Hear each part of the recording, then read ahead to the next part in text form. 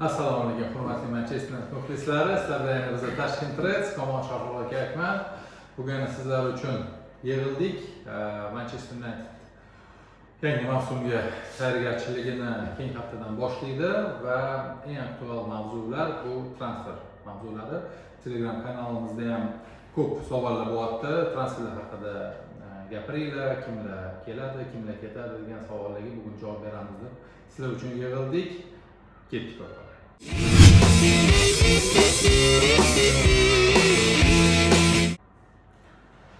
Komon Shohruxxon aka, endi transfer mavzusini boshlashdan oldin birinchi o'rinda albatta Manuel Ugarteni Urugvay va Ispaniya o'yinida olgan jarohati, hamma analizlari shu MRT'lari ko'rsatyapti, shu 1 yilga yaqin 9 oydan 12 oygacha vaqt ketadi восстановленияsiga, tiklanishiga va hammada xavotir bo'ldi. Gruppada ham, chatlarda ham, Instagramda ham, Tashkent Reds Instagram kanalida ham yozishyapti. Nima bo'ladi endi, qanchalik bu bizani siyosatimizga, transfer siyosatimizga ta'sir qiladi degan savollar berilyapti. Shunga bugun javob berib ketaylik degan fikrda edim va transfer bugun mavzularimizdan asosiy o'yinchilar bu Mateus Fernandes, Tchouaméni va Ederson profillariga to'xtalib ketmoqchimiz. Manuel Ugarte o'zi sotilishga tayyorgarchilik qilyapti. O'zi hamma gaplar SMIlarda yozishyapti. Bir 20-30 millionga sotamiz va shu pulni transferlarga ishlatamiz degan bir rejasi bor edi rahbariyatda.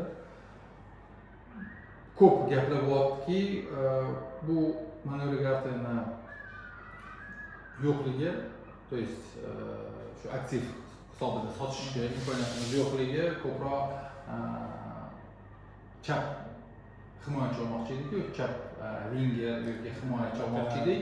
Bu yerda keyin Rashford mavzusiga qo'shildi. Rashford ham ketmaydiga o'xshayapti va qanaqadir rahbariyatga ko'p muammolar paydo qilyapti deb ko'rinyapti bu hamma bo'layotgan ishlar. Shunga nima deb o'ylaysizlar, qanchalik Manuel Ugarteni travmasi, jarohati bizga ta'sir qiladi? Assalomu alaykum. Toshkent muxlislari. Akbar juda ham dolzarb mavzuga kelyapmiz. Manuel Ugarte shu travma olgani juda ham bizga ayanchli. Chunki u o'zi ham tayyor edi ketishiga. O'sha bizning o'sha Telegram kanalimiz yoki Instagram kanalimiz sahifamizda chiqib ketganimizdek, Manuel Ugarteni Milan jamoasi ham qiziqayotgan degan mish-mishlar chiqdi. O'sha Amarim Ugarteni o'sha oldingi huzurda ham gapirgan edik. Adashmasam, Ugarte to'g'risida Milan tayyor edi. Qanaqadir bizga bilan muzokara olib borishga va natijada Ugarte travma olib qolgani bizga minus bo'ldi. Bu sezon o'zi akmal esingda bo'lsa, bu sezon Ugarte почти o'ynagan edi. Bu yo'q odamdek o'tirdi. Bu zaminda o'tirdi, yo'q odamdek o'tirdi. Bizga bu kerak edi, sotishimiz kerak edi. Ugarteni afsuslar bo'lsin, o'sha qanaqadir qo'limizni qilgan degan yengillar chiqdi. O'sha sotib puliga boshqa o'sha tayanch yarim himoyaga o'sha Ederson bilan birga va o'sha mishmishlarga qarab o'sha Mateus Edersonni oldik, Mateus Fernandesni muzokara qilib olamiz va yana 3-chi yarim himoyachiga olish imkoniyatini yo'qqa chiqardi. Ugarteni travma olib qolgan. Va shu bilan birga o'sha aytganingdek Rashfordning o'sha bizga qaytib kelishi, o'sha finansal moliyaviy bizda minusga kirganimiz aniq bo'lib qoldi. O'sha Ugartedan keyin bizga Ugarte yo'lgandan keyin sota olmaganimizdan keyin pul yo'q degan edi. O'shanga bu muammo deb o'ylayman. Lekin Ornsteynni bugun gapirgan gapi, Ornsteyn bugun chiqyaptiki, Ugarte jarohat olgani Manchester United transferiga katta ta'sir, rejalarga ta'sir ko'rsatmaydi deb gapirdi. Agar yarim himoyaga ta'sir qilmasa, bizani o'sha sen aytgandek chap qanot winger yoki lateral yoki chap qanot himoyaga ta'sir ko'rsatadi aniq. Chunki unga biz pul sotib olamiz, sotib olishimizga pul kerak bo'ladi. Ugarteni biz pulini o'sha chapga ishlatsak, chap qanot o'yinchiga ishlatmoqchi edik, afsus bo'lmadi. Va natijada bu aytganingdek Rashfordni ham sotib olmayapmiz. Rashford bilan Ugarteni sotsak, biz qo'limizda yaxshigina pul paydo bo'ladi. O'shanga olishimiz mumkin edi, lekin afsuslar bo'lsin, o'sha aytganimizdek Ugarte jarohatda, Rashfordni Angliya o'sha sota olmayapmiz. Bavariya olmagan bo'ldi, Barselona olmagan bo'ldi. Angliya klublarida o'ynagisi kelyapti o'zini. Men o'ylayman, bilmayman, sizlar fikri bilan qo'shilsangiz kerak, Rashford natijada bizda bu sezonda qolsa kerak deb o'ylayapman. Endi Fabrizio Romano bugun yozdi, Toshkentda Telegram kanalida ham bu yangilikni chiqardik.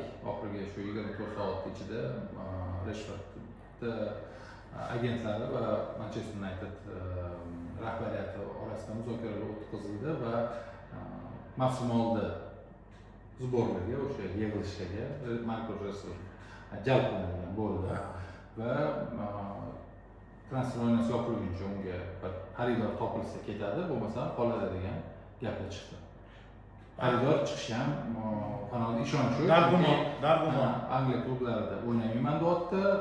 Top klublardan faqat shu Bavariya, Real, Barselonaga уже transferlarni amalga oshirib bo'ldi.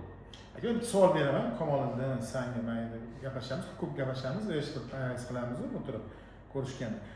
Bir savol, o'zi Rashford nimaga Barselonaga ketgan, o'sha Amarimni o'ynatmagani, bilamiz sabablarini. O'sha Amarimga quloq solmagani, o'sha rejimdan o'sha chiqib ketgan disiplina yo'qligi, o'sha qanaqadir 100% o'zini ko'rsatmagani, o'sha trenirovkalarda, o'yinlarda o'zini chezdimag'u berilib o'zini harakat qilmagan sabablari bir savol tug'iladi.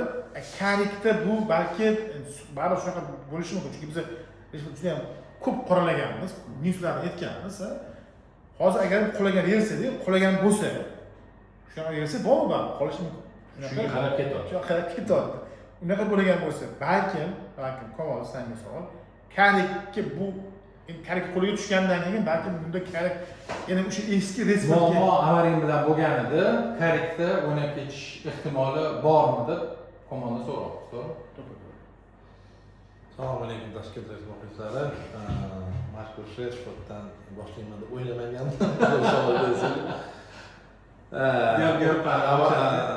To'g'ri, Sho'raga aytayotgan gapingiz bu variantdan bor. O'sha yetmayotgan opsiyamiz, o'sha opsiyani qidiryotdik-ku, to'g'rimi? Nimadir o'sha bilamiz, что Kunye чистый levый winger emas, inside emas, Kunye umuman boshqa mana Braziliyada o'ynayotgan o'yindan boshqa va bu opsiyani agar Karikda o'ynab ketish nimasi bormi? Bemalol, chunki ko'p o'yinchilar Karikka futbolda deb hozir voqea aytish Karik hozir futbolni oxirgi anaqasini nima qilmadik-ku, lekin ochilib o'ynab ketish ehtimoli bor. Karik anglichanin, britansi, ya'ni o'zini bir-birini podдержка qilishi mumkin. Faqat Karik chiqadi gapirmadi-da Rashford to'g'risida. Gapirdimi? yo'q, gapirgani yo'q, chiqadi. Yaxshi o'ynadi, boshqa gani yo'q. O'ynab ketishi mumkin. No, nima Rashford Angliyada ham ko'rdi o'ynaganini. Angliyada o'sha chap qanotda ham o'ynadi, hujumda ham qatnashyapti o'yinida. Men просто ishonmayapman, что chap qanot himoyachisi o'sha hujumga qatnashadigan himoyachimiz bor-ku. Luke Shaw necha yil o'sha Rashford bilan o'ynab kelgan, to'g'rimi? Oxirgi statistikamiz bor. hujumga qanaqadir sladkay parachka o'sha chap qanotda o'ynashardi, bir-birini sezib. Shu narsa yana bo'larmikan? Kim o'zi chap qanotda unga yordam beradi? Dorgumi yo Dalovmi? Biz bilamiz, chap qanotda o'ynay olmaydi. Agar Rashford qaytadigan bo'lsa, shu opsiya ishlay olarmikan, eski anaqasini bera olarmikan degan savol ham bo'lishi mumkin. Shunga menda shubha ham bor. Hozir Kamol juda ham to'g'ri aytdi, gapni qo'shgan, lekin bizda bu to'g'ri gap, shubha bor, hammamizda shubha bor. O'ynab ketish imkoniyati ham bor, o'ynamasligi ham bor. Hozirgi bizani moliyaviy holatimizga kelgan qarasak, bizda boshqa yo'l qolmaydi deb o'ylayapman. Rashfordni olib qolishdan boshqa, agar biz o'sha Ugartani eslayapmiz, va biz o'sha Matius Fernandesni olmoqchi bo'lgan byudjetimiz, o'zimizning byudjetimiz bor edi, West Ham o'shanga rozi bo'lmayapti. Vaholanki 60 million mo'ljallangan bo'lsa, West Ham 85-90 so'rayapti. Hozir 30 million pulni biz ortiq to'layapmiz. Agar West Hamga gapga quloq solsak, o'sha biz mo'ljallangandan puldan 30 million ko'p ishlatib olamiz. U pulni biz qancha ishlatmoqchi edik? Chapga ishlatmoqchi edik, o'sha wingermi, lateralmi yoki bo'lmasa hujumchi ishlatmoqchilik, qanaqadir o'qitib hujumchi. Endi hozir Chempionlar Ligasini ham ishtirokini inobatga oladigan bo'lsak, men ham uverенman, что Markus Rashford qoladi deb o'ylayman. Agar Markus Rashford qoladigan bo'lsa, murabbiyni shtab, murabbiyni birinchi tanlov albatta Kunga bo'ladi. Kunga jarchi o'ynamasa ham Kun o'ynaydi. Va Markus Rashford bankada, ya'ni shu zaminada o'tirishga tayyormi? Даже Barsada o'ynamchi bankada o'tirmasdi, основada chiqib kelardi birinchi minutdan. Tayyormi? O'tib qanaqadir o'tdi menimcha. Juda ham to'g'ri. Yaxshi savol berdi, tayyorman degani. Bunda karika savol bo'ladi. Karak rotatsiya qila oladimi yo'qmi? Rotatsiyani biladimi? Yo, imlo oladimi rotatsiyani? O'sha Rashford biz bilamiz, qarshi hujumga moslashgan. Zo'r. Qarshi hujumda kapitan bo'lsa qochib ketadi, tez hal qiladi. Barsada 14 ta o'sha gol uzatma va 14 ta gol urgan. Adashmasam, shunaqa statistikasi bor edi Barselona. O'sha 14 tadan emas, La Liga bilan 10 son, Apeliga qaraganda, Angliyaga qaraganda 10 ta uzatma, 10 ta gol ursa Rashford mavsum davomida. Menimcha yo'ldan ko'ra qo'shimcha qanaqadir normal deb o'ylayman magamni. Agar boshqa o'yinchi ola olmasak, misol, bizning shu moliyaviy raqamimizni ko'tarmasa, ola olmasak 10 ta gol urib, 10 ta gol uzatma qilsa, bu menimcha yaxshi statistika bo'ladi. Bu real narsa menimcha. Men juda pozitiv qarayman, to'g'risini aytsam. Oyliga qancha? Oyliklar 325 ming funt adashmasam. 325. Bankada 325 ming funt oladigan o'yinchilar. Va 2 yil kontrakti bor, 2028gacha. Shunaqa qilib Markus Rashford vaqt ko'rsatadi. Chempionat meni tugasin, Angliya xudo xolasa chempion meni bo'lsin. O'shan qaytgandan keyin Karik eshitamiz. Karik qaror qabul qiladi deb o'ylayman. Qanaqadir kompromiss topishsa kerak. Transferga o'tamiz. Mayli. Sekin transferga o'tsin. Komon yangilik chiqdi deyapti. Yangilik chiqyapti. Mana breaking news. Ana o'yin paytida blogerlar gollar ushlaydi-ku, o'tganda. Xuddi shunaqa bizda bo'ldi hozir. Mateus Fernandes Tottenham bilan to'g'riroq West Ham Tottenham bilan kelishuvga erishdi deb yozyapti. Tottenhamni tanladi deyishdi. Tottenhamni tanladi 85 million funt evaziga. Bu degani Mateus Fernandes haqida bugun gaplashmoqchi edik. Mateus Fernandes nega tez o'zgaradi? Men shunisi ham qiziqdi. Profilini Manchester Unitedga qanaqa foyda olib kelish haqida как раз men gapirib bermoqchi edim. Nasib qilmadi, no o'ylaymanki, endi bu o'zi 100% mi bo'ldi? Nima deb o'ylaysiz? Tottenham bit qildi, West Ham Mateus Fernandes ham rozi. Chunki Mateus Fernandes agar Manchesterdan xabar kelmasa, Tottenhamga rozi bo'lmoqchi bo'lib yuruvdi. Ornstein yozdimi? Ornstein o'zidan o'zi yozmaydi, do'stlar. Ornstein hal bo'lgandan keyin yozadi. Mateus nimadir bilsa kerakdir-da, va bu yerda polzashda yarim himoyachilar ko'payib ketadi, konkurensiya ko'tara olmasam, yonib ketaman deb. Yo'q, qo'rqaman. Men to'g'risini aytaman, bu yerda eng asosiy faktor bor. Birinchisi pul, West Ham moliyaviy holati og'ir, qimmatroq sotishga. Ikkinchisi West Ham London komandasi-ku.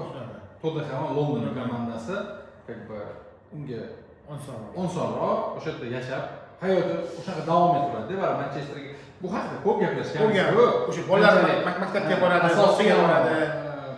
Konkurensiyadan qo'rqmagan bo'lsa bo'ldi. Xotini yoki o'sha qanaqasi eng ayanchli yaxshi ko'rgan qizi Londonni tashlab ketgisi kelmaydi, Manchesterga borgisi kelmaydi, o'sha katta faktor o'ynab qoladi.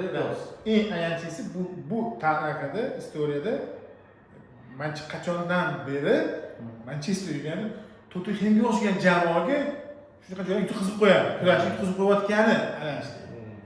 Biz Tottenhamga yutqizib qo'yayotganimiz shu o'yinchiga bu ayanchli.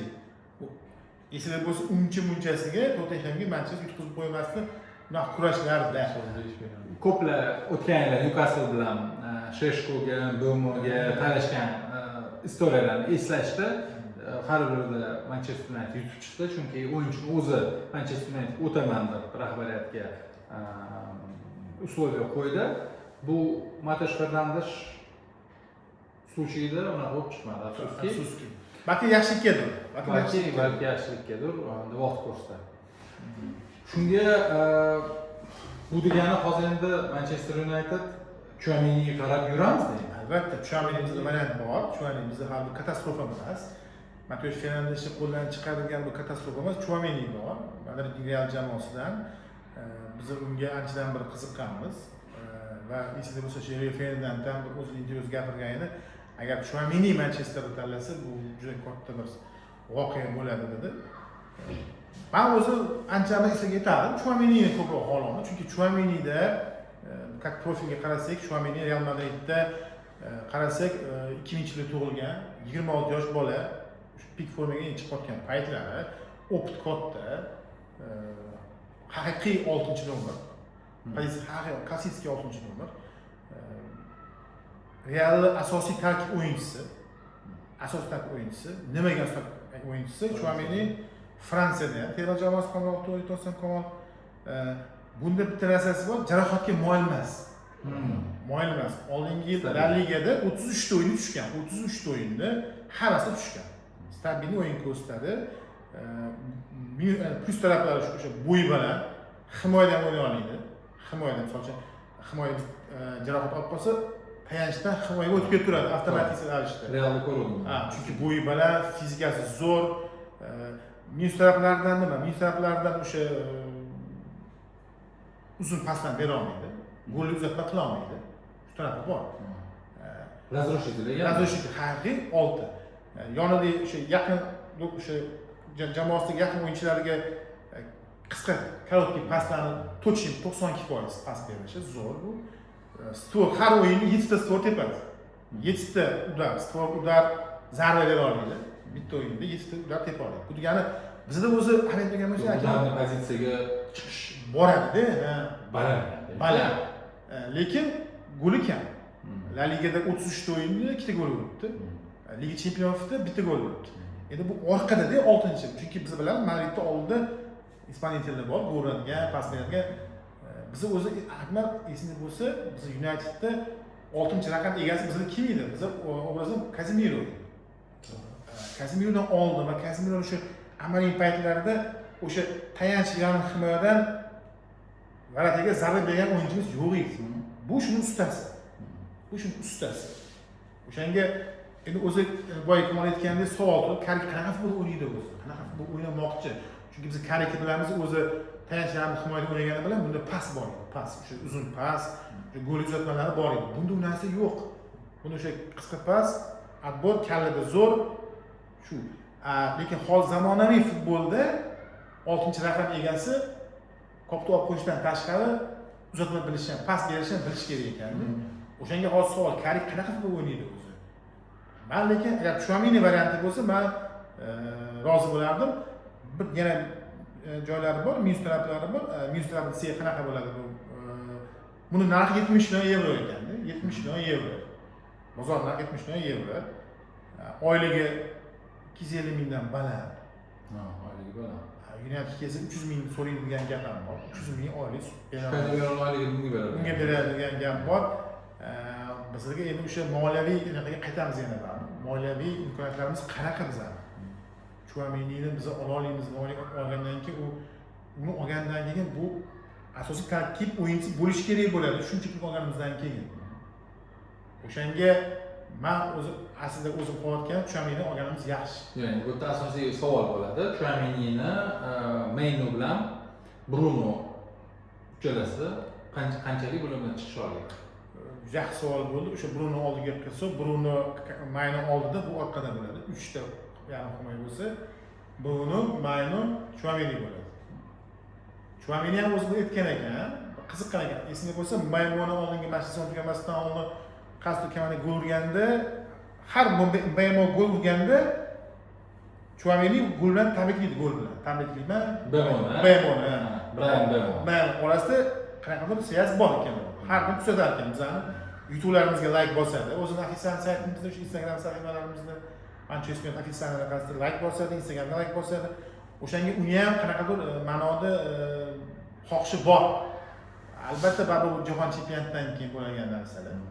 O'shanga mani variantim, Chouameni varianti menimcha yaxshi deb o'ylayman. Lekin agar bozorda yana kim bor o'sha pozitsiyada? Kamol hozir ham yozyapti oxirgi nimalardan Stein что United уже oxirgi oyligi va narxi Mateus Fernandesga berilgan nimalari ko'tarmabdi ularga. Demak, hozir Man United qizlar tushkunlikka tushishi mumkin. Anderson, u yoq Mateus Fernandes birma-bir ketyapti. Men qanaqa qilib Man United ko'rib jamoasi sotmoqchi bo'lgan o'yinchilar tushkunlikka tushmaymiz. Albatta, xudo xolasa qanaqadir plan, strategiya bordir, shuncha tayinlashdi-ku, to'g'rimi? Nimadir o'yinchi hozir yana yozishyapti, sразу ketidan xabar chiqyapti, что Mecha, Felix Mechani ko'rishyapti, lekin Felix Mechaga men ko'p nima qilmasdim, chunki mana ishonmaganlar. Pozitsiyada ko'proq mana Tchouameni to'g'risida juda ko'p hozir nima berdilar, sho'ng'ib ta'sir berdilar. Men ko'proq Tchouameniga nima qilardim, chunki pozitsiya muammoliroq. Mayno bilan Felix Mecha bitta jamoada, bitta o'yinda, bitta sostavda sразу o'ynab ketishi sal qiyinroq bo'ladi. Chunki pozitsiyasi bir xil. Pozitsiya bir xil davomiyman, menimcha Mecha ko'proq, chunki o'sha endi Germaniya terma jamoasida Borussia Dortmund jamoasida sal boshqacharoq o'ynayotgan, lekin Germaniyada oxirgi o'sha o'yinlarda Germaniya chiqib ketdi, umuman menimcha Mechani anaqasi ham interesi pasaygandir. E'tibor unga qanaqadir hujumga yaqinroq o'ynadi-da. Menga shunaqa tuyuldi. Felix Mecha va unga nima qilmagan bo'lardim. Unga ham katta necha pul so'rayapti? 100 million. 100 million. Kattalar 25 yoshli o'yinchiga 26 ga endi oxirgi bizning Dortmundda olgan o'yinchilarimiz o'zi tarixiy yaxshimizda. Sancho, Kaga, eslagim kelmayapti. Kim Mikhail Tsork degan odam bor. Mikhail Tsork juda bir qanaqa mug'ambir odam. Yedirishga Mkhitaryan. Mikhail Tsork bilan juda kelishib juda qiyin Mikhail Tsork bilan. Baribir nemis endi baribir finansiyaga qo'yib, o'shanga ko'mal kampaniya bo'ldim. Yo'q, bemalol, yaxshi gap emas. Yana nima variantlarimiz bor? O'tda hozir ko'p yozishadi. O'sha Belgiyaga qarab ketishdi. Alex Scott. Hozir variantlar chiqdi. Alex Scott hozirda aniq qildi. Ko'tarildi. Juda ham to'g'ri, lekin Alex Scottga ahamiyat berdim. Kuzatdim. Alex Scottni ko'mal aytganda ko'proq hujumga qanaqadir hujumga moslashgan. Hujumkor, yarim himoyachiga moslashgan. U qora ishlarni qilyapti, lekin oyoqlari ingichka, qanaqadir yosh, qanaqadir qiltiruroq bizga ishonmayman. Men unga ishonmayapman. Yaxshi bola, kerak, no bizga baribir o'sha oyoqni uzib oladigan, qopni oladigan. Bizga hozir muammoli zonamizni yopadigan emas. Hozir men shu xabarni eshitganimdan keyin Mateusga ham ishonmadim. Men ham Mateusga ishonmadim, chunki fizически juda baquvvat, juda ham ko'p ish qiladigan, ko'p zonani yopoladigan, pressing markingni zo'r bo'ladi. Hozir menga tanlaydi, mana Mamiznakka tanlasa kerak deb o'yladim. Ishonmadim. Endi hozir yozganiga endi hozir muzey tush bo'ldi. Hozir bizda baribir Mateusdan keyin turadi Tchouameni, o'sha Berglar turadi. Berga arzon, aytganda, Berga arzon. Lekin saviya katsa Tchouamenidan a'lo darajada. U Liga Chempionskka opit juda katta, chunki biz boya aytding-ku, Liga Chempionskda bizga qilashamiz, bizga opitni bolalar kerak. Yoshi o'tib qolgan qariyalar emas, Kazimiroga o'xshagan. To'g'ri, Kazimiro o'ynadi. Biz 5 yil 6 yillik o'yinchi olishimiz kerak deb o'ylayman-da. Mana hozir Gimarayesh yozyapti, Bruno Gimarayesh Arsenal so'rayapti, tez yozyapti. Nega Unitedga qiziqmayapti? Kazimiro ham o'shani oylikda biroz tavsiya qilyapti. Juda ham to'g'ri, lekin zo'r o'ynayapti chempionatda. Zo'r. Bruno Gimarayesh yoshi 29 yosh. 4 ta gol qo'llashdi. Bruno Gimarayesh yoshi 29 yoshmi? Newcastle 60 millionga sotmadi Arsenalga. 60-70 millionga olsak, 3 yildan keyin yana shu joyga odam qidiramiz. Yana o'sha odam qidiramiz, yana qarib o'shanga Mateus Fernandes zo'r variant. 10-iyulda endi 22 ga to'ladigan bola uzoq vaqtga, to есть hozirgi mana shu Ines qurayotgan loyihaga mos tushadigan o'yinchi. Juda ham to'g'ri gapirding. Долгосрочный проект deydi-ku. Juda ham savol. Mateus Fernandes ketdi deylik, Tchouameni ola olmasa. Biz kechirasa qanday qazina qolamiz? Bozor ambitsiyalarimiz kuchliku, Liga Chempionlar, 4 ta kubok. Yo'q, Mason Mount degan o'yinchimiz bor. Shu Mason Mount yarim himoyada o'zi o'ynaydimi? Yo'q, o'zi Chelsea paytida eslasa va Angliya terma jamoasi to'g'ri balandroq o'ynaydi, Chelsea da ham kerak bo'lsa, lekin o'sha taktik qadar qarab kelsa, o'sha Tuxel imенно Tuxel o'ynayotganda juda bir chuqurroq bir pozitsiyani egallaydi-da, o'yinni boshqarishda, diktovat qilish, dirijorlik anaqalari bor edi. 8 bo'lmaydi. Неужели shu o'yinchi shu opti bor, necha yil 28 ga ko'ryapti bu mavsum. Shu yarim himoyada kerak paytda, shu balans paytida o'yinchi yetmayotganda o'rtada o'ynata olmaydi shu Karibga. Shunchalik уже списать qilib Yo'q. Yo'q, faqat hujumda ishlata olamiz buni. Komol bilasan? Hujum chizig'i. Transfer etaman senga, bilasanmi? Aldaymiz. Aldamayman. Mount esda bo'lsa, Tinhak paytida olingan. Tinhak uni olgan. Tinhak o'zini sxemasiga moslashib olmoqchi olgan. Biz bilamiz, Mount Galaniyada o'ynardi, esda bo'lsa, Twente'da arendada o'ynagan, Chelsea berib olgandi, o'shanda bilasizmi, Tente eman. Twente'da Tinhak o'shanda uni ko'rgan edi. Va shu bilan birga uning imkoniyatlarini hisobga olib, uni olgan. Hozir Tinhak paytida kelgan o'yinchi Mount. Uni Karik ertak o'ynata olmasa, men xabar bo'lmayman Karikdan. Chunki u boshqa. Demak, Mount umuman ishonch yo'q. Siz aytganingiz ololmasak. Umuman ishonch yo'q. Demak, Amarimda как раз taки glubok anaqa pastda o'ynadi-ku. Mason Mount. Именно mana yugurtirdi, pressingga o'ynadi, pastga tushadi, Pat Bruno o'shadi. To'g'rimi? Pressing o'ynayapti. Unga yengillik bo'lmaydi, ammo sen aytayotgan pozitsiyani menimcha Mason Mount yo'q bera oladi. Bizni qiziqayotgan Hackney degan o'yinchi bor edi, Middlesbroughda o'ynagan Hackneyni Everton olibdi. Uni ham yozishyapti, o'sha Karik uni ishlagan, u bilan Middlesbroughda kapitan yaxshi taniydi, uni arzon variant deyishgan, lekin Hackneyni ham Everton ilib ketdi. O'shanga qo'limizda endi hozir bu Matius Fernandesdan keyin ertalabgacha har xil mish-mishlar chiqaveradi. O'shanga lekin men to'g'risini unaqa tushkunlikka tushayotganim yo'q. Nimagaki baribir ingliz hozirgi rahbariyat judayam ko'p переговорlar olib boryapti, lekin ular haqida pressaga chiqarayotgan yo'q. То есть hozir paqqata qanaqadir katta bitta yaxshi transferlar paydo bo'lsa, shunga hech hayron bo'lmanglar, men o'ylaymanki bu hamma ozligi Scott, Fernandes, Chouaminilardan tashqari ham variantlar bor. Agar hozir eshitgan bo'lsak, hikoyalarni xabar chiqdi, Chelsea jamoasi Granit Xhakani 34 yoshli Granit Xhakani yarim himoyaga chaqiryapti-da. Uniteddan talashmoqchi edi, hozir chiqdi. Granit Xhakaga ishonmayman. Rostdan. Chiqdi. Paul Scholes gapiruvdi, shu Xhakani Manchester United olsa bo'ladi. Qaysi podkastda Scholes rosa maqtuldi. Voy, yaxshi. Kim bo'lsa ham kelib o'ynab bersa, Kazemiro'ning o'rniga eng zo'r variant. Yo'q. O'z Kazemiro 33 yoshli. Bu 34 yoshli. Bu fantastik, fantastik. O'shanga fantastik. Tushkunlikka tushmaymiz. Yo'q. Agar siz hozir yomon narsani o'ylaysiz, tushunmaysiz, olamasa, o'rta miyani o'yinchilarni olish kerak edi. Ikkita yaxshi o'yinchini olish kerak edi. Har xil yulduzlar orqasida yugurib, chopib, vaqt yo'qotib, уже taylanish kerak edi. Уже o'yinchi, уже jahon chempionatida bor, o'rtada uchrashuvlari bor, keyin boshlanadi aprel. Tez hal qilsin, o'rta miyani yaxshi ikkita o'yinchi olsin. Mana qaynitsa. Buadini Akmal zo'yish eslading, Buadini City bilan gaplashib bo'lyapti hozir. Buadini narxi 70 million funt ekan. Yana 1 yil qolish kerak. Yana 1 yil qolish kerak ekan. Kechirasiz, bizga bu variant to'g'ri kelmasa kerak o'ylayman. Biz uchun emas. Chunki talant ekan, keyinchi Busquets ham ishyapti. Kecha ko'rsatib qo'ydi Gollandiyaga qarshi. Zo'r, chempionat ligada zo'r ochadi.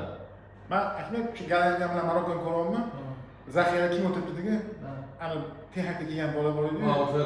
Yo'q, Marokkani Afordi. Nidoti Anaqa. Amrabat. Bu Amrabat turibdi-da. O'shaqa bolalar yo'qmi? Ko'monda arzon bozor, arzon bizga mos. Endi hozir bozordan tashqari Taylor Fletcher haqida ham ko'p gapiryapti. Yangi mavsum tayyorgarlik qilyapti degan ma'noda unga ham imkoniyat, shans qalik beradi degan gap bor. Chida Obini Köln jamoasi o'z safiga qo'shilmoqchi. Men bilasan, men o'ylayman. Nimaga Chida Obi Kölnga ketishga qaror qilyapti? Ijaraga. Bu menimcha klubda biladi, usta biz yana bitta hujumchi olamiz. o'shani hisobiga O'shani tipirchiloq. tipirchiloq o'shani fonda bu ush bilyaptimni imkoniyat berilmaydi. O'yin vaqti kerak, Kölnga Ketmoqchi. Ketmoqchi. Imkoniyat berilmasligi o'shani ketdi. Chunki bizda shans bor edi buni. Chunki o'sha Gabrielga qo'shib, buni ham Chidobini ham yangi mavsumda kuboklarda qatnashish imkoniyati bor edi. Lekin bu Köln tanlayaptiki, o'sha regularda o'sha o'yin praktikasi bo'lishi uchun. Menimcha, ya'ni hujumchi keladi bizga, balki xalq qo'yganmiz. Ko'ramiz. Хорошо. Unda Ingilizlarni Toshkentda Telegram kanalida kuzatib boringlar.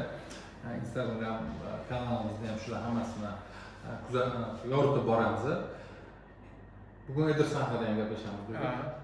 Komandan Ederson o'yinchi profili qanchalik bizga foyda keltiradi? Ederson to'g'risida уже nechta ko'rsatuv bilan bir gaplashyapmiz. Endi bitta transferimiz bugun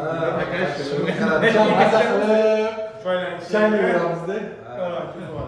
Endi Ederson to'g'risida gapirsak, Ederson hamma muammolarni markaziy, Manchester United markaziy muammolarni hal qiladi deb olingan o'yinchi emas, albatta.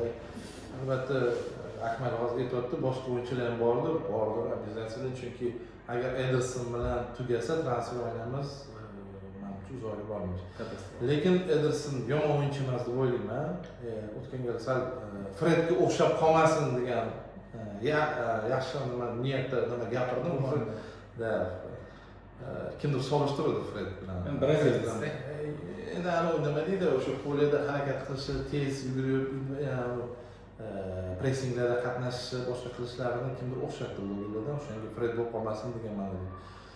Ederson Mayno bilan o'ynab ketishi, Mayno bilan Ederson o'rtada, markazda o'ynab ketishi mumkin. U albatta Karikka ham bog'liq bo'ladi. Yarim himoyada u aporlik deb bo'lmaydi. Pressingda qatnashadi, timidliga o'yinchi, intensiv, juda ham fizikasi yaxshi, lekin Atalantada blogerlar uni futbol ekspertlari ko'p ko'rishgan. 10 minut, 15 minut qolayotganda benzin yetmay qolardi, deyishadi, shunaqa. Chunki aslida o'sha kuchini sразу chiqarib olar ekanda, u tinmasa ekan, balanslamas ekan. Endi solishtiraylik, Angliyada aytadi. Bu yerda qancha, bu yerda qancha. Uni ham bilishimiz kerak. 1 soat qanchaga yetadi uni batareykasi, o'shanga u ham bor. Yarim himoyachi, опять же, men uni ko'raman box to box. Himoyada ham qatnashadi, yarim himoyada, hujumda ham qatnasha oladi. Perixvatlarni yaxshi qiladi, ko'pdan raqib himoya hujumchilari hujumga o'tayotganda ko'pdan ushlab perixvat qila oladi. Lekin o'sha qora ishlarni ham qilar ekan, albatta.